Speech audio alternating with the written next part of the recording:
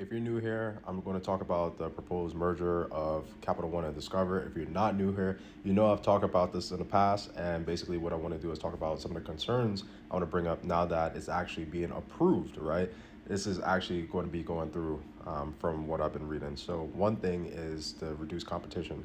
So Capital One is one of the biggest financial providers out there, and Discover is one of the four technology platforms that are out there. You know, there's Amex, there's Discover, there's Mastercard, and there's Visa. We've said about one out of every five credit cards will be underneath the Capital One umbrella. And that goes to my next thing is that reduced competition actually increases fees, right? In terms of interest rate or just general credit card fees. Is there going to be higher fees because there's less competition out there? Let me know what you guys think. Do you guys think that if there is five gas stations on one road, they would have a lower price than maybe a gas station that's in way far west? And there's none other. They may charge actually a higher price, right? And that's kind of like the same exact analogy I want to bring over here is that if there are not that many credit card issuers out there, or I should say big financial institutions that have credit cards, then of course reduce competition, right? So they can actually like dictate interest rates and fees as well too. And that goes over to my next kind of thing is that consumers, I don't necessarily know the value add that it brings to consumers. I know obviously MAs, mergers and acquisitions, it has a lot to do with institution, you know, their top line and bottom line, which totally makes sense, and I'm totally for that, right? The that really goes into kind of something else that just came to the top of my mind is like the subprime users, right? So subprime users, think of like those folks that have lower credit scores like 650 or below. Now I know low credit score is like subjective, right? But I'm just throwing out an example from an article that I read. So sub 650, right? If credit card providers already are skeptical about providing credit cards to folks that may be riskier, then if there are less providers out there, where do the risky users or potential users go, right? For instance, if a student coming out of college that doesn't have a credit score history, as we know, credit score is made up of many different factors. One is being of history, right?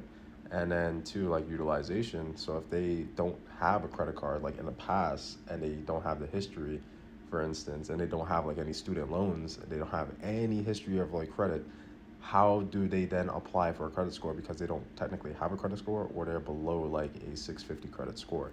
That's something that's interesting. So how would that happen?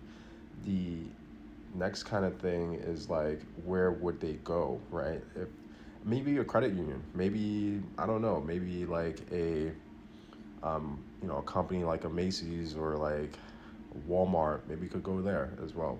I don't know.